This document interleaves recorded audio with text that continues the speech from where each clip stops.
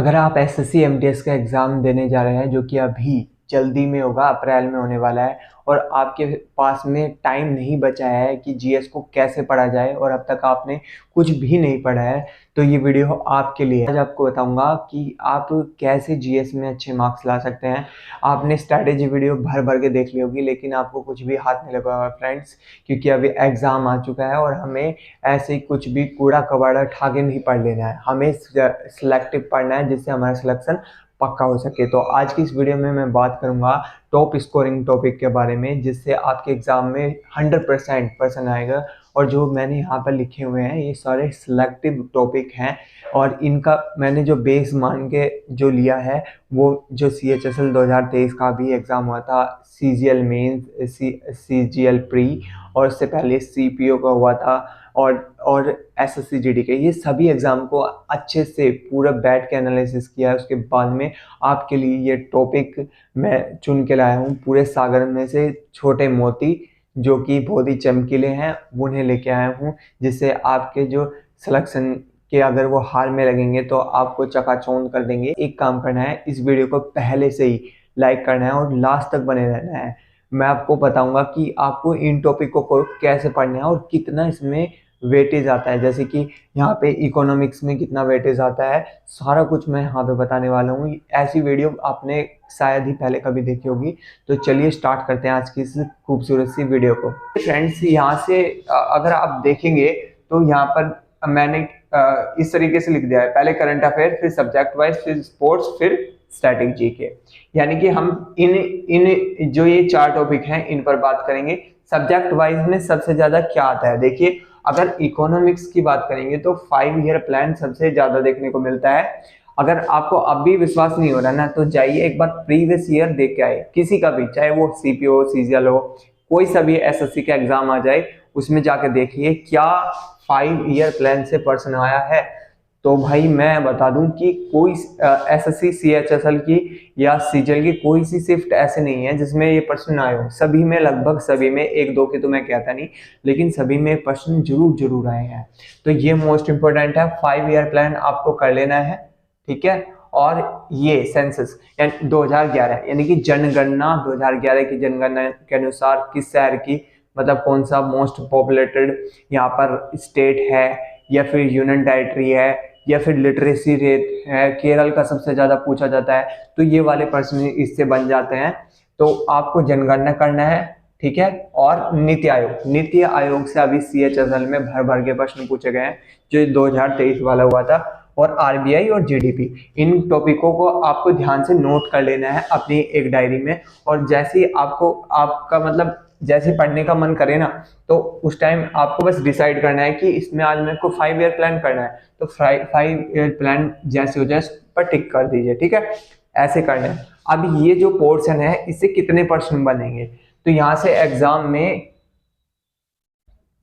2 से 3 प्रश्न बनने की संभावना पक्की है, क्योंकि 5 ईयर प्लान और नीति आयोग और इनको मिला के RBI को भी 2-3 प्रश्न पक्का बन सकते हैं, ठीक है। नेक्स्ट बात करते हैं हम पॉलिटी की। पॉलिटी में मेनली 2 प्रश्न तो पिछली बार CHSL में पूछे गए थे, इस बार भी ऐसा ही हुआ है।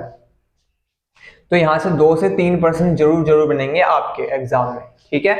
ये ऊपर नीचे भी हो सकता है कि यहाँ से एक ही प्रश्न बने, लेकिन ये मोस्ट इंपोर्टेंट है, आपको मैंने पहले ही बता दिया है। यहाँ से आप देखेंगे तो यहाँ आपको प्रेम्बल करना होगा, यानी कि प्रस्तावना, और शेड्यूल यानी कि अनुसूचियां, सोर्स यानी कि संविधान के स्रोत, कि अभी USA से हमने क्या लिया है, पार्लियामेंट्री सिस्टम भारत का कहाँ से लिया गया है, इस टाइप के प्रश्न भर भर के CHSL 2023 में अभी पूछे गए। फंडामेंटल राइट मोस्ट इंपोर्टेंट है, और यहाँ से एजुकेशन, राइट टू एजुकेशन का भी पूछा जाता है, जो 21वें आर्टिकल में आता है।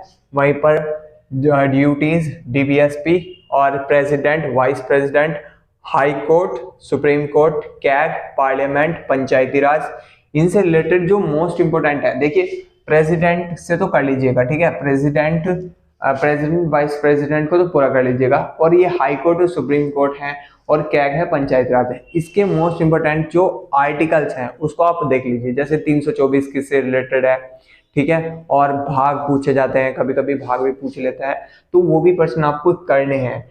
कि आपको लगेगा कि ये इतना सारा हमें करना होगा। देखिए फ्रेंड्स, अगर आप करने बैठेंगे ना तो एक एक दिन में भी आप इसको खत्म करेंगे तो आसानी से खत्म कर देंगे। और वहीं आप एसएससी के जब साइट पर जाएंगे और वहां से आप एमटीएस का सिलेबस डाउनलोड करेंगे तो वहां देखेंगे आपको कुछ नहीं समझ में आएगा, सब ब्लैंक हो जाएगा। तो इसलिए आपको ये मोस्ट इंपोर्टेंट कर लेना है। अमेंडमेंट, सबसे ज्यादा अमेंडमेंट पूछे जाते हैं, जैसे कि 6 राइट टू एजुकेशन, और फिर कि 21 से उम्र है घटा के 18 कब की गई कि वो वोट कर सकता है।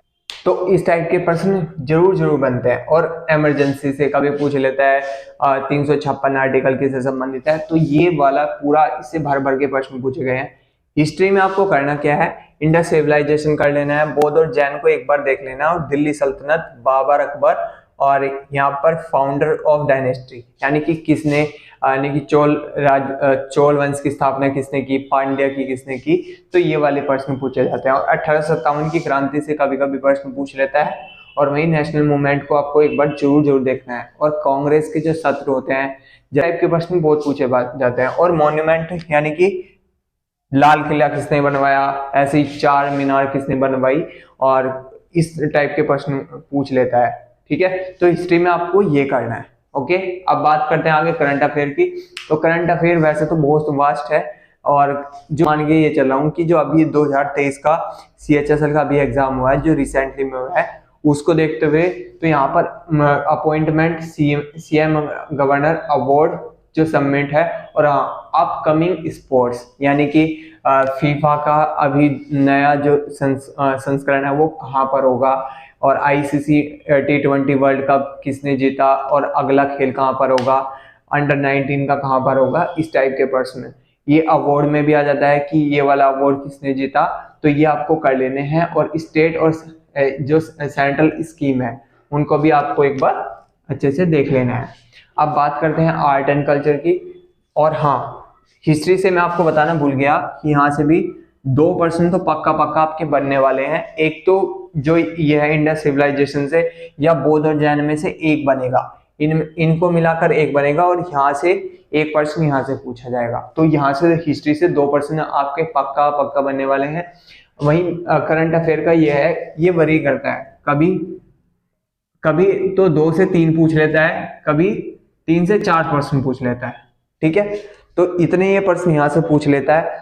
तो करंट अफेयर का अभी मतलब ये फिक्स नहीं रहता, फिर भी मैंने देखा कि जनरली जो एग्जामिनर है वो ये पैटर्न फॉलो करता है कि अपॉइंटमेंट को सबसे ज्यादा टारगेट करता है, उसके बाद में वो टारगेट करेगा किसको, अवार्ड और सबमिट को। ठीक है, और अपकमिंग स्पोर्ट्स को सबसे ज्यादा अभी टारगेट कर रहा है वो। अभी CHSL का एग्जाम में उसने सबसे ज्यादा अपकमिंग स्पोर्ट्स को यहाँ पे टारगेट किया। अब आगे बात करते हैं आर्ट एंड कल्चर। भाई ये सबसे ज्यादा इंपॉर्टेंट आपके लिए हो जाता है। इनको आपको अच्छे से रट लेना है, अच्छे से इसलिए रट लेना है क्योंकि CHSL में इससे एक प्रश्न, कोई सी मतलब 1 ही 2 ऐसी शिफ्ट होती है जिसमें यहाँ से प्रश्न नहीं बनता, बाकी सब में यहाँ से प्रश्न बना है, और भर भर के एग्जामिनर ने यहाँ से प्रश्न पूछे हैं। कभी क्लासिकल डांस से पूछ लेता है कि कितने क्लासिकल डांस हैं, फिर उसमें पूछ लेगा कि भरगलानी साराभाई का संबंध किससे है, ऐसे टाइप के कलाकार पूछ लेता है। ठीक है, और फिर उन्हें जितने अवार्ड दिए गए हैं, जैसे कि उन्हें पद्म श्री कब मिला, पद्म भूषण कब मिला, और बहुत सारी चीजें पूछ लेता है। तो आपको इसको अच्छे से किसी भी YouTube चैनल पर आप सर्च कीजिएगा तो वहां पे आपको ये मिल जाएंगे। ठीक है, बस कहीं से भी आए आपको मतलब लर्न करना है, कैसे भी करके करो भाई, पर ये देख लो जरूर। ठीक है, और फ्लोक डांस से प्रश्न पूछ लेता है कि आप ये जो बहुत सारे फ्लोक डांस हैं जैसे मणिपुर के, इनके नॉर्थ ईस्ट के, नॉर्थ वेस्ट के, सब इधर की साइड के सबके देख लेने हैं। ठीक है, फ्लोक डांस से तो सिंपल पूछ लेगा कि ये वाला फ्लोक डांस कहाँ पे मनाया जाता है। एक फेस्टिवल पूछता है जो स्टेट के फेस्टिवल होता है कि ये किस माह में मनाया जाता है। बहुत सारे फेस्टिवल हैं तो उनमें से पूछ लेता है किसी का।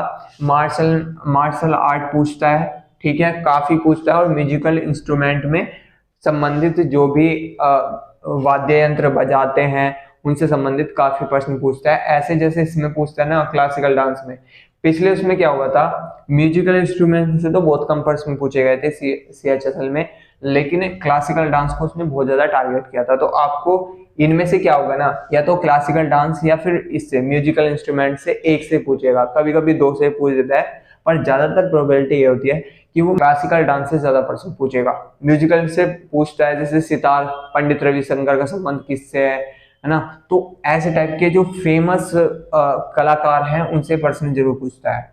ठीक है, स्टेट फेस्टिवल तो मैंने आपको बता ही दिया और मार्शल आर्ट बता दिया। अब बात करते हैं स्पोर्ट्स की। स्पोर्ट्स में नंबर ऑफ प्लेयर, इससे मतलब कितने प्लेयर हैं, वो किससे रिलेटेड है। ठीक है, जैसे कि भारोत्तोलन से कौन संबंधित है ना, मीराबाई चानू का संबंध किससे है, क्योंकि उन्होंने अभी अभी रिसेंट में अवार्ड जीते थे, कॉमनवेल्थ गेम गया। ठीक है, तो वहां से भी स्पोर्ट्स इवेंट जो अभी अपकमिंग होने वाले हैं, फीफा आएगा, आईसीसी आएगा, बहुत सारे वर्ल्ड कप आएंगे, तो उनसे रिलेटेड पर्सन पूछता है। ये यहाँ से भी ना, स्पोर्ट्स से अभी अभी पेपर हुआ था, तो 1 से 2 पर्सन उसने उठा के पूछे थे। ठीक है, मेनली जो है ना, वो यहाँ पर वेटेज यहाँ पर बढ़ा सकता है, इसे उसका मन करा ना तो वो 5 से 6 भी पूछ सकता है इसको, क्योंकि ये आर्ट एंड कल्चर इतना वास्ट है कि आपको करने में बहुत टाइम लग जाएगा। बट ये मोस्ट इंपोर्टेंट टॉपिक है जो आपको कर लेने चाहिए। अब स्पोर्ट्स में नंबर ऑफ प्लेयर मैंने आपको बता दिए, टोक्यो ओलंपिक और CWG यानी कॉमनवेल्थ गेम और फीफा, इनको भी आप देख लीजिएगा। और संबंधित अवार्ड, अभी गोल्डन बूट अवार्ड किसको मिला, क्योंकि अभी फीफा है। फीफा की एक कंप्लीट वीडियो है जो डिस्क्रिप्शन में है, रत्ना मैम ने उसको कराया था, तो उसको जाके आप चेक इट आउट कर सकते हैं। और काफी बढ़िया वीडियो है जिसमें ट्रिक से उन्होंने बताया कि आप इसको कैसे लर्न कर सकते हैं, तो वो वीडियो जरूर देख लीजिएगा। अब बात करते हैं ज्योग्राफी की, तो रिवर और ट्रिब्यूटरी ये मोस्ट इंपोर्टेंट है। सभी होने को तो सभी मोस्ट इंपोर्टेंट है, मैंने मतलब इतने बड़े सागर में से ये चीजें छाटी है मैंने। ठीक है, रिवर और हिमालय और माउंटेन वैलीज यानी कि घाटी हिमालय की कौन सी रेंज पड़ती है। और एक दर्रे बहुत पूछे जाने वाला टॉपिक है, दर्रे की, इसको लासा को तिब्बत से कौन कनेक्ट करता है। तो ऐसे टाइप के जो प्रश्न है ना, वो भी काफी ज्यादा ट्रेंडिंग में है जियोग्राफी में। ठीक है, उसके बाद में साइंस जो है वो कभी फिक्स नहीं रहता पैटर्न, कभी कहीं से पूछता है, बट जनरली वो यूनिट से पूछेगा, फिर केमिकल फॉर्मूले से, या प्रेडिक्टेबल। अगर आपने साइंस पढ़ी थी तो प्रेडिक्टेबल को एक बार देख लेना, वरना कोई जरूरत नहीं है। ठीक है, ऐसे ही आप याद रखिए, और केमिकल फॉर्मूला आप एक बार देख लीजिएगा। ठीक है, और विटामिन और डिजीज ये प्रश्न पूछे जाता है। और कंप्यूटर में अभी जो था ना, पता नहीं आप पूछेगा नहीं पूछेगा, लेकिन अभी जो CHSL का एग्जाम हुआ था, तो उसमें क्या किया था ना, शॉर्टकट की से जरूर प्रश्न पूछे थे, और फुल फॉर्म भी आई थी, दोनों चीज आई थी। इसको भी अगर आपको टाइम मिले, मैं ये नहीं कह रहा कि करके जाना है, अगर आपको टाइम मिले तो इसको भी कर लीजिएगा, क्योंकि एग्जामिनर का मूड अभी चेंज हुआ है, क्या बता वो इसी चीज को कंटिन्यू रखे, आगे शॉर्टकट की और फुल फॉर्म पूछे, जैसे कि URL की फुल फॉर्म क्या होती है। तो ऐसे टाइप के उसमें प्रश्न पूछे थे CHSL में, तो MTS में भी वो जरूर पूछेगा। ठीक है, तो ये ओवरऑल मेरा व्यू था आपको जो मैंने दिया। और भैया काफी मेहनत लगती है इन चीजों में, क्योंकि मैंने प्रत्येक पेपर को अच्छे से एनालिसिस किया है, उसके बाद में देखा कि क्या यही पैटर्न आगे फॉलो हो रहा है, तो उसके मैंने मतलब कितनी शिफ्ट होके मैंने अपने आंखों से के आगे से ऐसे प्रश्न निकाले, तब जाके मैं इस बोर्ड पर ये लिखा। और कि अगर आपको मेरा ये मतलब बहुत ज़्यादा हार्ड वर्किंग मैं कर रहा हूँ, वो अगर आपको पसंद आ रहा है, तो बस आपको एक काम करना है, इस चैनल को सब्सक्राइब कर लो। ऐसी ही वीडियो मैं इस पर लाता रहूँगा। और वीडियो को लाइक कर दो और कमेंट करके बताओ कि ये मेरा प्रयास आपको कैसा लगा। आई होप आपको पसंद आया होगा। तो मिलते हैं नेक्स्ट वीडियो में, तब तक के लिए achieve your dream with star teacher team. जय हिंद, वंदे मातरम।